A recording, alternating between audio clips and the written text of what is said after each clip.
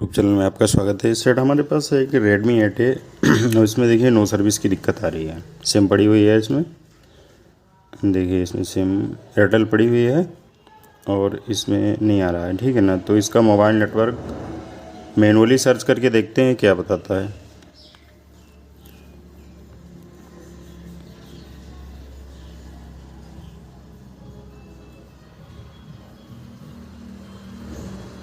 ये देखिए choose network manually couldn't search for mobile network, ठीक है, कैंसिल कर दीजिए।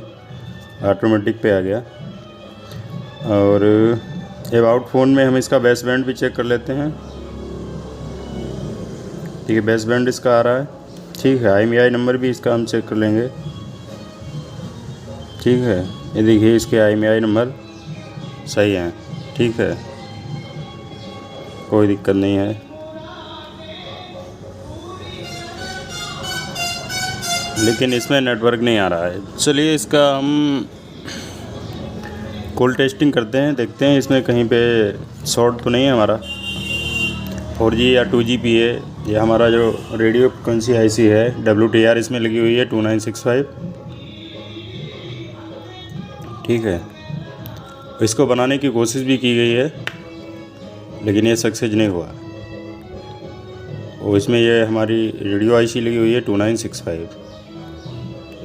पहले तो हम ये जो हमारा 2G 3GP है इस पर हम देखेंगे वोल्टेज और WTR पे भी चेक करेंगे। उसके बाद में इसका अपोजिट साइड में 4GPA लगा हुआ है और वहाँ पे हमारी एक BPA APT IC लगी हुई है, उसके वोल्टेज भी चेक करेंगे कहीं पे कुछ शॉर्ट तो नहीं है। फिर हम इसके WTR वोल्टेज चेक करेंगे। पहले हम 2GPA पे देखेंगे हमारे वोल्टेज, तो इसको ग्राउंड करेंगे और जो यहाँ पे कैपेसिटर लगा हुआ है इस पर चेक करेंगे हम कि हमारा जो यहाँ पे BPH या BBAT सप्लाई आती है, ठीक है। तो BPH या BBAT आनी चाहिए यहाँ पे, ठीक है ना।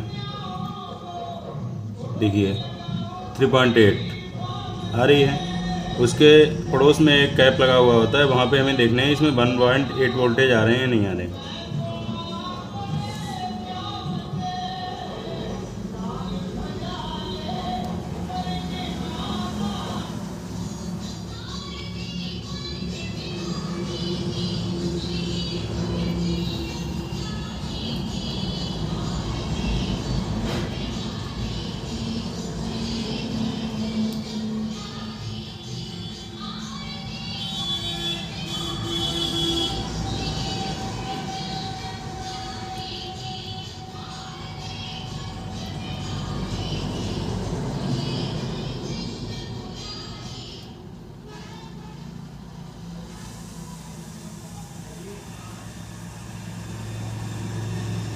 नहीं आ रहे हैं यहाँ पे,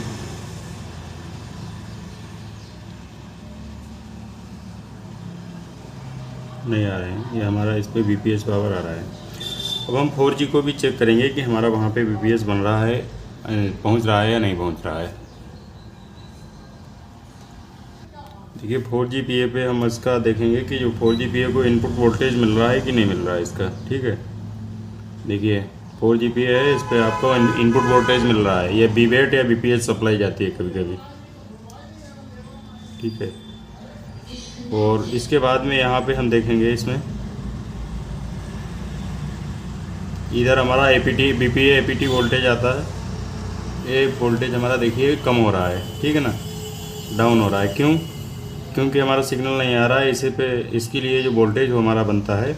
और ये वोल्टेज हमारा BPA APT यहाँ पे जो आता है ये IC लगी हुई है, तो इसके इस वाले कैप से आता है। इसका कनेक्शन जो है इस कैप का सीधे यहाँ पे होता है, ठीक है। और एक हमारा कैपेसिटर लगा हुआ है यहाँ पे देखिए,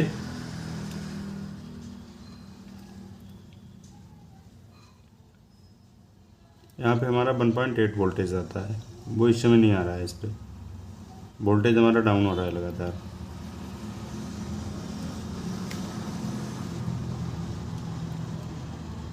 और हमारा यहाँ पे BPH आता है इस कैपेसिटर पे, वो आ रहा है। 4GPA को भी मिल रहा है यहाँ पे। और हमारा जो BPA वोल्टेज है वो नहीं, डाउन हो रहा है। तो अब हम इसके WTR वोल्टेज भी एक बार चेक करेंगे कि वो आ रहे हैं कि नहीं आ रहे हैं। ठीक है, तो ये WTR पे हमारे 2 वोल्टेज चेक होंगे। एक तो हमारा चेक होगा ये 1 वोल्टेज और एक हमारा चेक होगा 1.8 वोल्टेज। देखिए यहाँ पे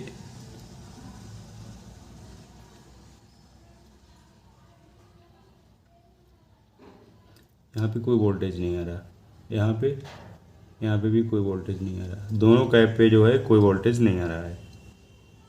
ठीक है, अब हमें ये भी तो कंफर्म करना है कि ये हमारा वोल्टेज आईसी ख़राब होने की वजह से आ रहा है, नहीं आ रहा है, या पावर से नहीं आ रहा है। क्योंकि ये वोल्टेज दोनों पावर आईसी से आते हैं, तो ये कंफर्म कैसे होगा कि पावर आईसी से हमारा वोल्टेज आ रहा है कि नहीं आ रहा है। ये भी तो चेक करना है कि ये वोल्टेज हमारा पावर आईसी से आ रहा है कि नहीं आ रहा है। अगर वोल्टेज पावर आईसी से नहीं आ रहा है तो ये हमारी जो आईसी है वो कैसे वर्क करेगी। इसके लिए हम क्या करेंगे, इसको फ़ोन को स्विच ऑफ करेंगे, इसकी बैटरी का जो रिबन है वो निकाल देंगे, आप इसको रखेंगे। ठीक है, और जब फ़ोन हमारा बंद हो जाएगा उसकी बाद में चालू करके तुरंत हम यहाँ पे एक कैप पे चेक करेंगे कि हमारा फ़ोन जो है बूट होने के समय सेकेंड बूटिंग में वोल्टेज आएगा। सेकेंड बूटिंग में एक एक करके आप यहाँ पे वोल्टेज चेक कर लीजिए। ठीक है, फ़ोन को बंद कीजिए, स्विच ऑन कीजिए, फिर मल्टीमीटर से यहाँ पे आप पिन को लगा के रखिए मल्टीमीटर की प्रोब को। वोल्टेज आएगा और बहुत जल्दी चला जाएगा, आके चला जाएगा। ये सेकेंड बूट में आएगा, फर्स्ट बूट में नहीं आएगा। सेकेंड बूटिंग में अगर पावर आईसी से वोल्टेज आ रहा है तो यहाँ पे वोल्टेज आएगा और चला जाएगा, ये होगा। अभी हम चेक करके दिखाएंगे आपको। देखिए फ़ोन को हमने स्विच ऑफ कर दिया है, इसको ऑन करते हैं। ऑन हो गया फ़ोन। ठीक है, अब क्या करेंगे, हम मल्टीमीटर को 20 वोल्ट पे सेलेक्ट करेंगे और यहाँ से इस कैप पे चेक करेंगे कि हमारा वोल्टेज सेकेंड बूट में आएगा और चला जाएगा। आप देखिएगा शट ऑन हो रहा है, जब सेकेंड बूटिंग में जाएगा तब वोल्टेज यहाँ पे आएगा। देखिए वोल्टेज आया और ड्रॉप हो गया बिल्कुल। ठीक है, आया वोल्टेज लेकिन ड्रॉप हो गया। आया ना एक बार, तो इसका मतलब हमारी पावर आईसी से वोल्टेज आ रहा है, ये पक्का है। ऐसे ही आप दूसरे कैप ये जो यहाँ पे लगाओ, दोनों वोल्टेज आप इसी प्रोसेस से चेक कर सकते हैं कि हमारी पावर आईसी से वोल्टेज आ रहे हैं नहीं आ रहे। अब हम इसका WTR निकालेंगे, उसको चेंज करेंगे।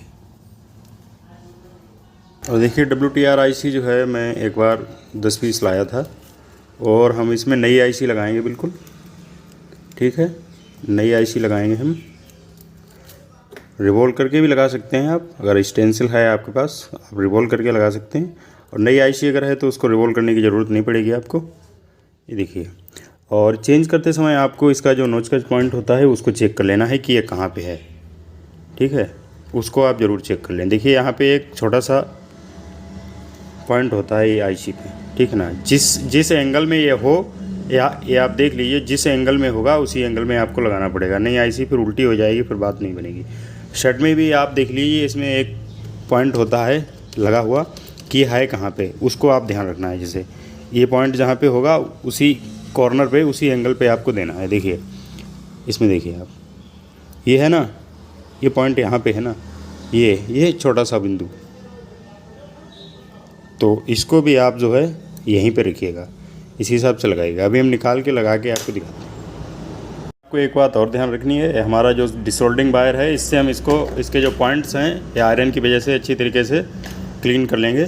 ठीक है, डिसोल्डिंग वायर से। दूसरी बात, एक बात और ध्यान रखिए आप, इसमें जो आप 10, 20, 25 वाली डब्बी लगाते हैं जो इलेक्ट्रॉनिक वायर को या इलेक्ट्रॉनिक डिवाइस में यूज होती है, वो पेस्ट आप नहीं लगाएंगे। इसमें जो BGA फ्लेक्स पेस्ट होता है हमारा, वही इंजेक्शन पेस्ट यूज़ करेंगे। वो पेस्ट जो होता है आईसी के लिए नहीं होता है और उसकी जो बॉन्डिंग होती है वो सही नहीं होती है। ठीक है, और वो ब्लैक कर देता है बोर्ड को। ये वाइट पेस्ट होता है, इसमें BGA फ्लेक्स इंजेक्शन पेस्ट, इसी को आप इस्तेमाल कीजिए। वो वाला पेस्ट लगाएंगे तो काम नहीं बनेगा, फिर वो नहीं लगाना है आपको। देखिए इसका हमारा 4G वोल्टी एयरटेल आ गया है लिख के। ठीक है ना, इसमें एंटीना नहीं लगा हुआ है ना, इसलिए थोड़ा फ्रिक्वेंसी कम है इसमें। देखिए, और इसका जो WTR था इसका ये ख़राब था। ठीक है, इसका WTR ख़राब था ये, और इसको मैंने चेंज किया है। देखिए नया WTR आपके सामने लगाया था। ऐसा नहीं है फेक वीडियो, फेक नहीं है, क्योंकि एक अकेले बनाने वाले हैं इसलिए दिक्कत आती है, ठीक है ना। इसका WTR मैंने चेंज किया और अच्छा खासा नेटवर्क आ गया। जबकि ये बनाया हुआ था यहाँ पे, ये इसका कॉयल वगैरह निकाल के सब जंपर फंपर लगा था। हाँ, इसका ट्रैक एक मिस था इसका हमारा, वो हमने धीरे से यहाँ पे देखिए सोल्ड कर दिया है स्क्रैच करके, ठीक है ना। ये हमारा WTR का ही फॉल्ट था, इसमें WTR चेंज कर दिया, नेटवर्क हमारा प्रॉपर आ गया। इसमें एंटीना नहीं, अभी बैक इसका एंटीना बैक ढक्कन में होता है, एंटीना पॉइंट्स पे जब लगेगा तब आएंगे इसके सही सिग्नल, इसकी फ्रिक्वेंसी तब बनेगी सही से। अभी इसलिए नहीं बन रही है कि इसमें एंटीना नहीं लगा हुआ है, ठीक है। जब इसमें एंटीना लगेगा तो ये ऑटोमेटिक सही आ जाएगा। ऐसा नहीं है कि इसमें खाली सिग्नल आ रहे हैं, देखिए इसमें कॉल भी हो रही है और हमारा वॉइस भी आ रहा है, देखिए, ठीक है।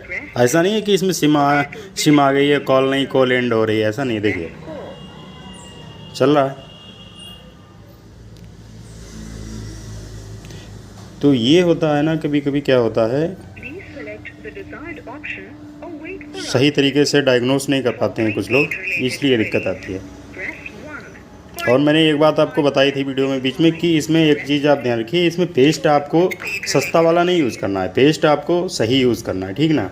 अच्छा, एक बात और है, इसमें जो हमारी ईयर होती है, जब हम IC को निकालते हैं तो देखिए ये अपना अपना सबका थोड़ा अलग अलग हिसाब होता है, कितनी ईयर पे कौन लगा देता है, कितनी ईयर पे कौन निकाल लेता है। ये कोई जो SMD 857 आती है प्लस WD, उसकी बात अलग है। मैं तो इसमें देखिए ज़्यादा महंगी मेरे पास SMD नहीं है, ये है मेरे पास, ज़्यादा महंगी नहीं है। तो लगाने के वक्त क्या होता है, हम हैंड से इतना देख लेते हैं कि हमारी IC जो है वो हिल तो नहीं जाएगी।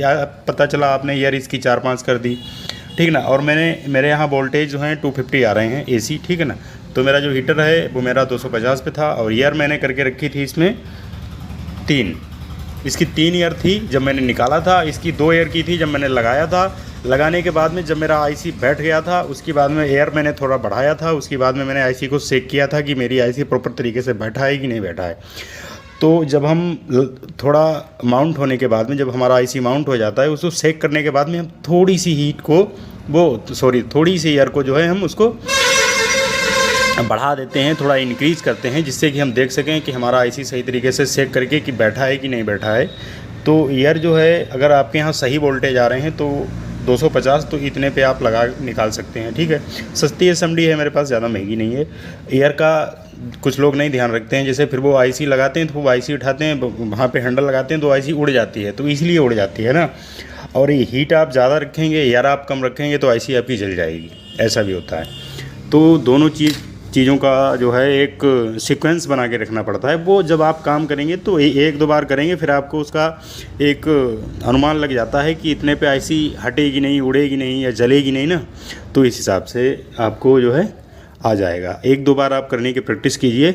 ये कहीं मैं सीखने नहीं गया हूँ, किसी इंस्टीट्यूट में मैंने सीखा नहीं है इसको। ये सब अपने आप स्टेंसिल ला के रिवॉल्व करना, और ये PPD पेस्ट वगैरह और ये इंजेक्शन पेस्ट जो है जितना भी है, ये सब अपने आप कर रहे हैं। पावर IC को निकालना, लगाना, रिवॉल्व करना, WTR को लगाना, निकालना, रिवॉल्व करना। अभी आगे CPU तक नहीं पहुँचे हैं, आगे जो है कोशिश कर रहे हैं, अगर जाना पड़ेगा तो इंस्टीट्यूट भी जाएंगे।